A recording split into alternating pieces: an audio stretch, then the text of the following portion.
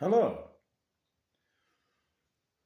These are all slip joint knives that I just removed from my pocket in order to make this video.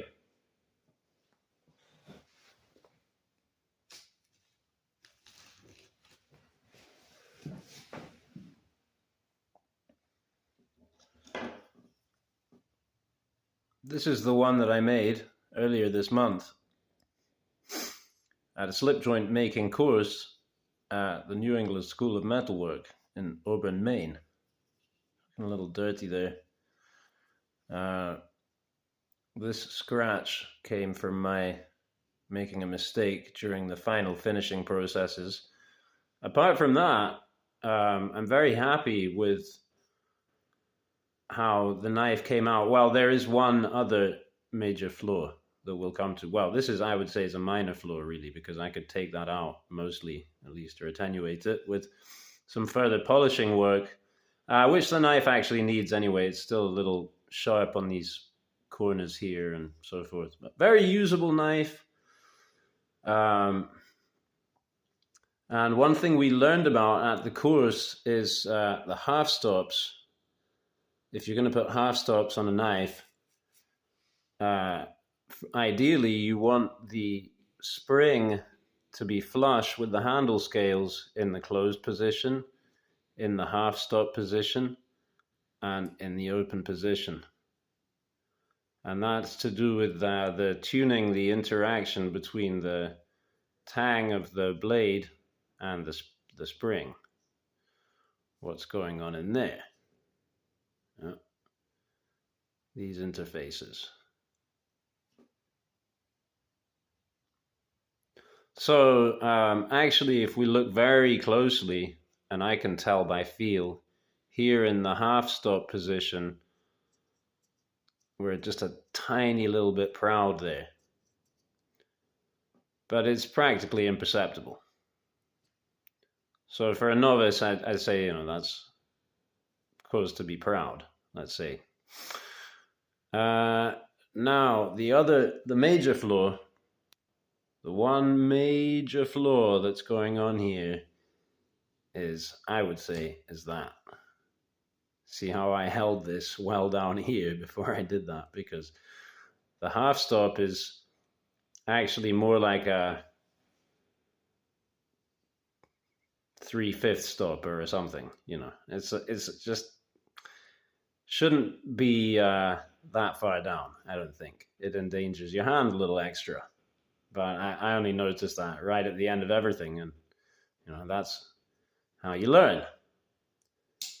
And the knife is fine, I'm aware of that as the owner and user.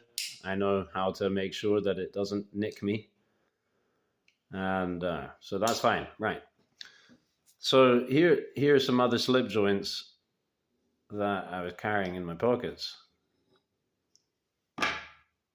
And we can check the action on these. This is a Marples, not marbles, Marples, Sheffield. I would suppose it must be about 100 years old, this thing.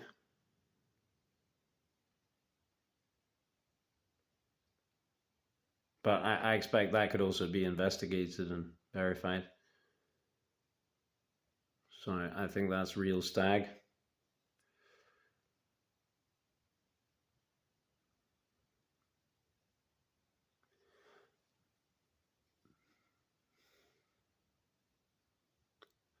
Maybe if anything, the spring is a little recessed in this position.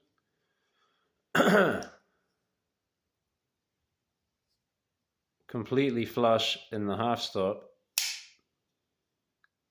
and pretty flush and closed.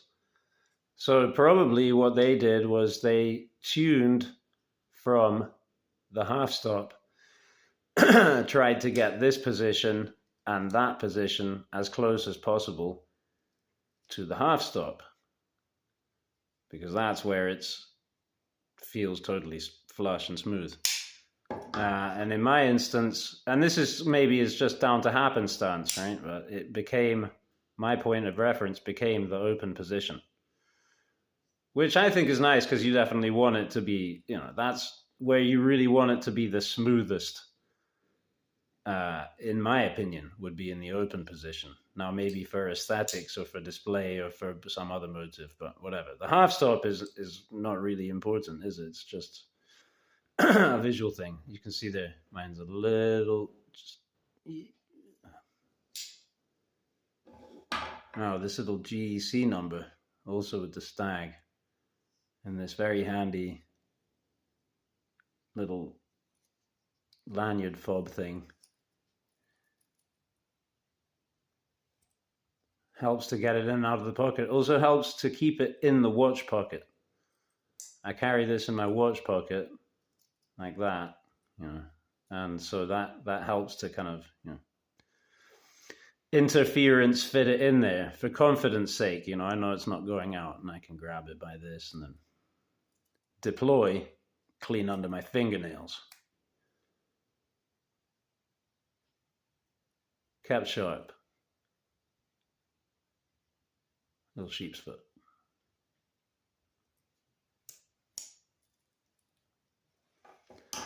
And this, a recent acquisition. Also a slip joint with a red back spring. Very unusual. I'm not sure what the deal is with that, because it looks like anodization, but can you anodize steel like that? Or is this just a paint? Or I mean, it's a spring and it's interacting with tungsten carbide. So there's our half stop. It's total fingerprint magnet. I think maybe DLC coating on this. Look how thin that stock is.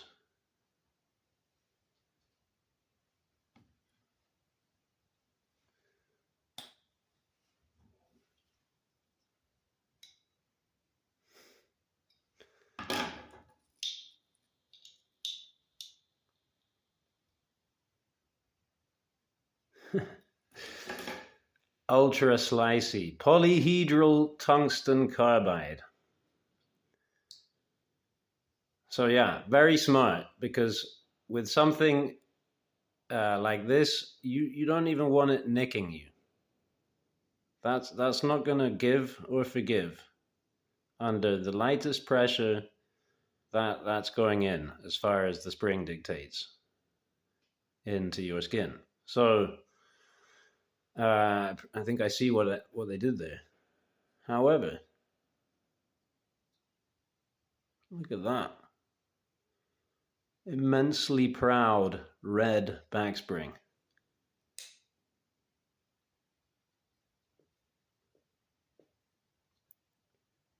Pretty flush in the open.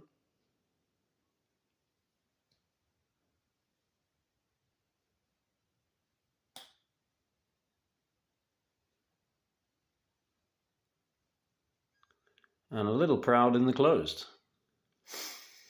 Another critique I have of this knife, as with my other, the one I already had, the pocket clips wobble side to side. Actually, there you go. It does it massively on this one.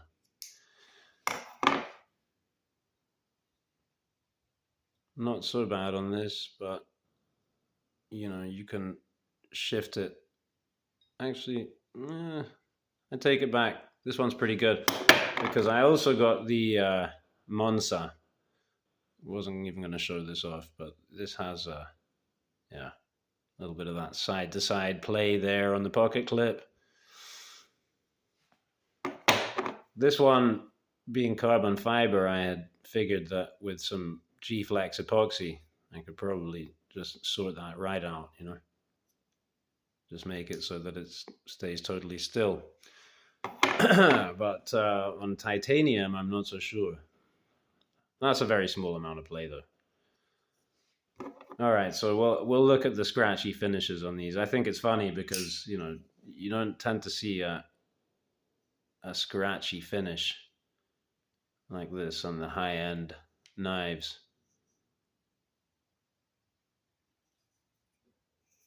This one's not coming across very well.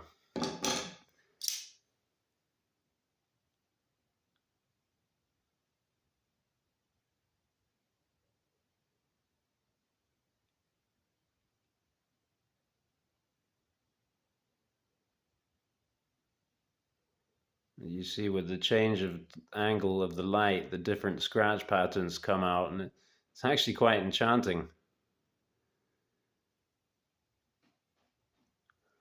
And I'll see these bevels here actually also better because the stock is thicker on this blade than the slip joint, from what I can tell. So how they do the bevels is easier to see on this. It's done with a wheel. Must be done with a diamond wheel. Maybe even like the diamond wheels I have on my Tormek. But you can see, can you see? Slightly hollow.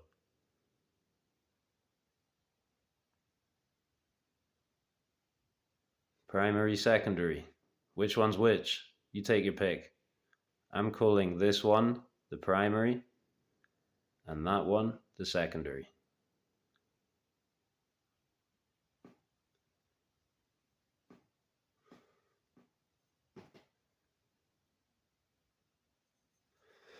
So yeah, because of my experience with this one and being able to just do extraordinary things, you can see I put some wear and did some sharpening and felt like, you know, the sharpening was working okay, but this is nothing like the condition that this is in. So I'm going to have to up my game if I want to get this into this kind of condition. And I have these diamond wheels for the Tormek that I haven't even tested yet. So I should be able to, in theory, using fixed angles, get this kind of result. Here I just did my typical thing also and just kind of started blending everything in. And, you know, perhaps a convex would be, I think a convex would in principle have to be stronger than this kind of double hollow they've got going on here. But to be able to, is it possible to even do that? You can't raise a burr on this tungsten carbide. You just, you know, you just sharpen, take one side in, and then you take the other side in, and you take the other side in, and you right? And eventually, hopefully you achieve a really good apex, you know, which this has. And so what I was going to say is that I think I just kind of fairly quickly dove into experimenting with this blade on all kinds of unconventional substances, you know, whittling G10 micarta, whittling hardened steel. And I didn't get much of a chance to appreciate the performance in something that I might like to do, like whittling a chopstick. And it's really incredible what this blade will do. I mean, it doesn't look, of course, it makes it look easy. Yeah, you can just feel that it has incredible edge stability. There's no flex. No flex at the apex. Snex. This Snex lock. So we've digressed from the slip joint thing. We'll look at this Snex lock. Yeah, back to the slip joint thing.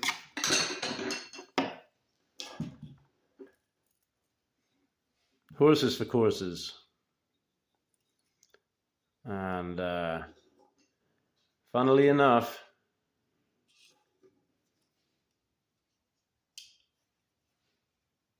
but perhaps unsurprisingly, the most modern iteration is the one that least upholds the traditional values as regard work and torque. Also, yeah, no kick on this one. Stop pin. So that, you know, it just doesn't have that snap. We'll save this one for last.